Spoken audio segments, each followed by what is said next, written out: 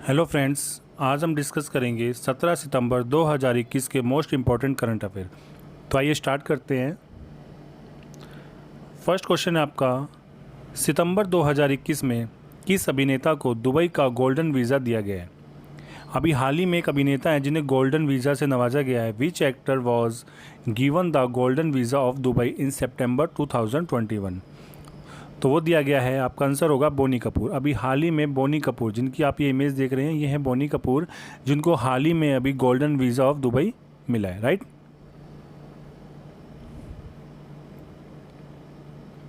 बात करें फैक्ट्स की, फिल्म प्रोड्यूसर बोनी कपूर को सितंबर 2021 में दुबई का गोल्डन वीज़ा प्रदान किया गया। बोनी कपूर और उनके परिवार को अगले 10 सालों के लिए दुबई का प्रतिष्ठित गोल्डन वीज़ा मिला है। यूएई सरकार ने वर्ष 2019 में गोल्डन वीज़ा की स्थापना की थी। आपसे एग्जाम में पूछ सकता है गोल्डन वीज़ा की स्थापना कब हुई थी? तो गोल्डन वीज़ा की स्थापना हुई थी 2019 में, और किसने की थी? यूएई ने, अबू धाबी ने, राइट। इससे पहले दुबई गोल्डन वीज़ा प्राप्त करने वाले जो सितारे थे वो हैं संजय दत्त, सुनील शेट्टी, ममूटी, मोहनलाल और टिनो थॉमस। तो ये 5 सितारे, 1 2 3 4 5, ये 5 सितारे हैं जिनको पहले गोल्डन वीज़ा मिल चुका है। तो अब और किसको मिला है? अब मिला है बोनी कपूर को, राइट। नेक्स्ट क्वेश्चन है आपका, विश्व ओजोन परत संरक्षण दिवस कब मनाया गया? When was the World Ozone Layer Protection Day observed? The right answer is 16 सितंबर। 16 सितंबर को हाल ही में विश्व ओजोन परत संरक्षण दिवस मनाया गया।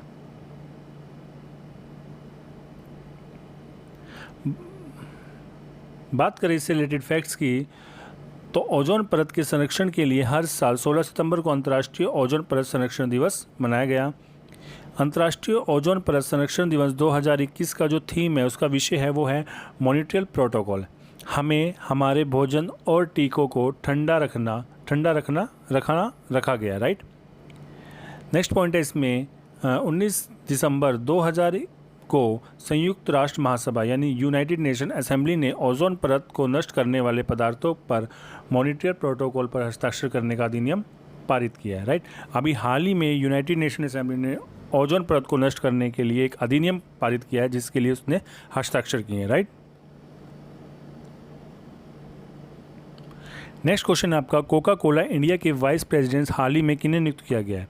अभी हाल ही में एक प्रेसिडेंट बनाई गई है vice president Coca Cola India की। Who became the vice president of Coca Cola India? The right answer will be Sonali Khanna. जिनकी इमेज देख रहे हैं, ये है सोनाली खन्ना, जिन्हें हाल ही में कोका कोला इंडिया के वाइस प्रेसिडेंट नियुक्त किया गया है।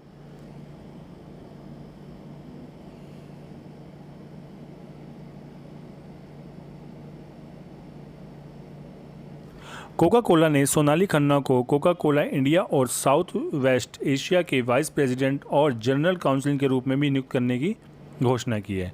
सोनाली के पास प्रसिद्ध एफएमसीजी और सैटेलाइट कम्युनिकेशन एंड टेक्नोलॉजी कंपनियों जैसे Hindustan Coca Cola beverages, GS consumer और ह्यूमेज नेटवर्क सिस्टम के साथ विविध क्षेत्रों को कवर करने वाली विभिन्न भूमिकाओं में 24 वर्षों से का अधिक अनुभव है। यानी कि इनको ऑलरेडी 24 ईयर्स का एक्सपीरियंस है इस लाइन में, राइट।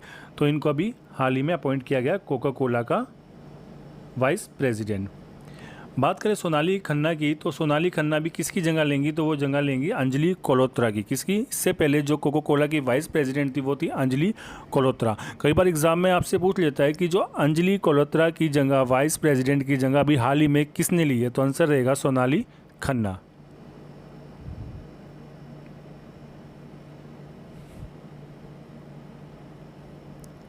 नेक्स्ट क्वेश्चन है आपका, पेप्सिको ने किस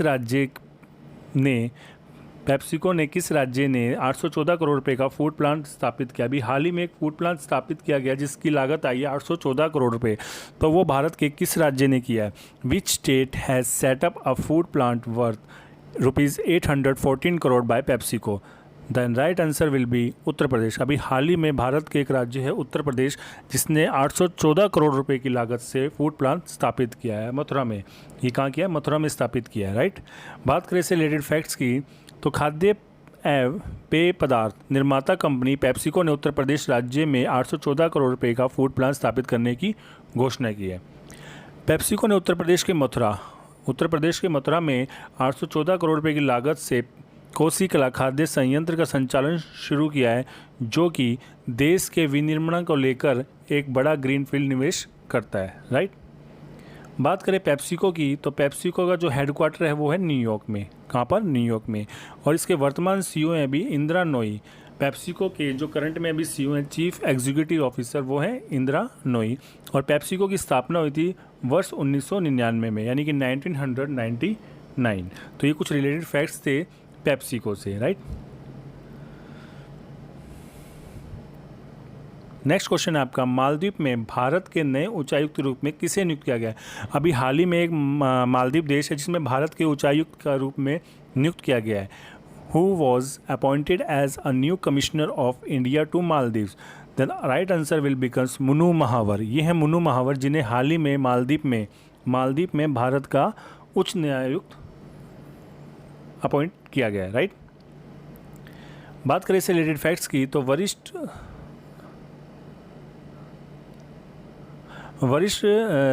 राजनयिक मनु बहार को मालदीव में भारत के नए उच्चायुक्त के रूप में नियुक्त किया गया है। मोनू महावर वर्ष 1996 यानी कि 1996 बैच के भारतीय विदेशी सेवा के अधिकारी यानी IFS इंडियन फॉरेन सर्विस के ऑलरेडी एम्प्लॉय रह चुके हैं, जो कि इस समय ओमान में भारतीय राजदूत के रूप में भी कार्य करते हैं। यानी कि अभी ये 1996 में IFS रह चुके हैं और right now he is working is a Indian ambassador in Oman, right. बात करें मालदीव की, तो मालदीव की राजधानी है माले। यहाँ की करेंसी है मालदीवियन रुपया और करंट में यहाँ के प्रेसिडेंट हैं इब्राहिम मोहम्मद सोहेली। कौन है? इब्राहिम मोहम्मद सोहेली।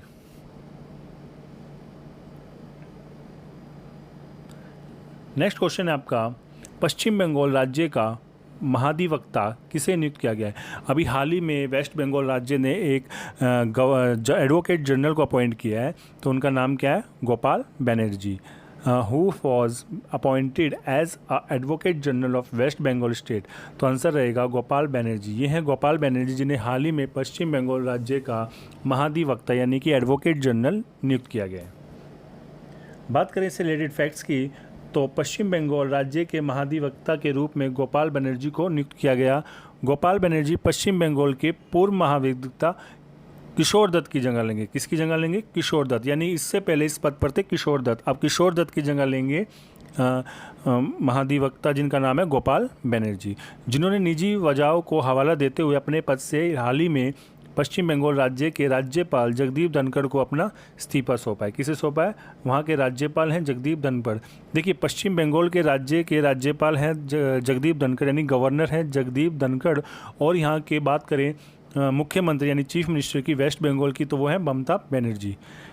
नेक्स्ट पॉइंट है, किशोर दत्त फरवरी 2017 में पश्चिम बंगाल का प्रभार संभालने वाले चौथे महाधिवक्ता थे, जिन्होंने ममता बनर्जी के शासनकाल में इस दौरान से इस्तीफा दे दिया था, राइट। नेक्स्ट क्वेश्चन है आपका, किस हवाई अड्डे को CBIC ने सीमा शुल्क अधिसूचित हवाई अड्डा घोषित किया है? अभी हाल ही में एयरपोर्ट है जिसने अभी custom notified airport by CBIC declare किया है। Which airport has been declared as custom airport CBIC? The right answer will be Kushinagar. अभी कुशीनगर हवाई अड्डे को हाल ही में CBIC के द्वारा सीमा शुल्क अधिसूचित हवाई अड्डा घोषित किया गया है, राइट। बात करें इससे रिलेटेड फैक्ट्स की, तो केंद्रीय प्रत्यक्ष कर यानी कि सेंट्रल डायरेक्ट टैक्स और सीमा सुरक्षा बोर्ड ने कुशीनगर हवाई अड्डे को सीमा शुल्क अधिसूचित हवाई अड्डा घोषित किया है, जिसके तहत बौद्ध तीर्थयात्रियों सहित अंतर्राष्ट्रीय यात्रियों की आवाजाही में आसानी होगी, यानी कि उनके आने जाने में उनको आसानी होगी। कुशीनगर हवाई अड्डे को कुल 600 एकड़ क्षेत्र में फैला हुआ है। इसको कितने क्षेत्र में बनाया गया? 600 एकड़ क्षेत्र में से बनाया गया है, जिसे फरवरी में DGCA ने अंतर्राष्ट्रीय उड़ान संचालित का लाइसेंस दिया था। बात करें CBIC, इसके वर्तमान अध्यक्ष यानी वर्तमान चेयरमैन है, इसके प्रेसिडेंट चेयरमैन है M अजीत कुमार। कौन है? M अजीत कुमार, और इसकी स्थापना की गई थी वर्ष 1964 में, 1964।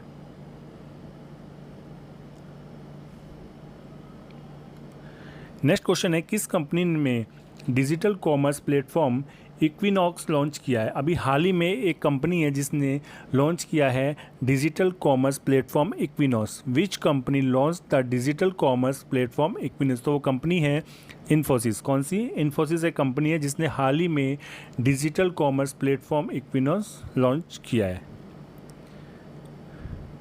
बात करें इससे रिलेटेड फैक्ट्स की, तो इन्फोसिस ने B2B और B2C खरीदारों के लिए हाइपर सेगमेंटेड व्यक्तिगत ओमनी चैनल वाणिज्य अनुभव को सुरक्षित रूप से वितरित करने में उद्यमियों की मदद करने के लिए इन्फोसिस इक्विनॉक्स लॉन्च किया है। यानी कि ये कस्टमरों का विशेष ध्यान रखते हुए यानी B2B और B2C खरीदारों के लिए इसे लॉन्च किया गया है। यह प्लेटफॉर्म भविष्य तैयार आर्किटेक्चर उद्यमियों के लिए अद्वितीय माइक्रोसिस सर्विसेज और पूर्व निर्मित अनुभव को चुनने के लिए लचीलापन प्रदान करता है। बात करें इन्फोसिस की, तो इन्फोसिस की स्थापना हुई थी 1981 में। इसके वर्तमान में CEO है सलील पारेख और इसका हेडक्वार्टर है Bengaluru, Karnataka, right. Next question है आपका, दुनिया का सबसे बड़ा मालवाहक जहाज एवरेस्ट, जिसका नाम है एवरेस्ट, किस देश की यात्रा पर गया? The world largest cargo ship Everest visited which country? The right answer will be Netherland से रॉटरडैम। कहाँ गया? नीदरलैंड से रॉटरडैम।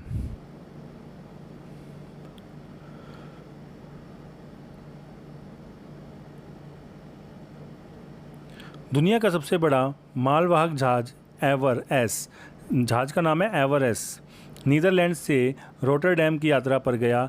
एवरेस्ट मालवाहक जहाज की कुल लंबाई 400 मीटर है और चौड़ाई 61.5 मीटर है, जो कि 24,000 कंटेनरों को ले जाने की क्षमता रखता है। यानी कि उसकी टोटल जो कैपेसिटी है वो है 24,000 कंटेनर के इक्विवेलेंट, जो कि वर्तमान में ब्रिटेन की सफक काउंटी में है। अभी रिसेंट में कहाँ है? ब्रिटेन में है यह जहाज एवरग्रीन जहाज का शिप है, जो कि 6 दिनों के लिए स्वेज नहर में फंस गया था, राइट।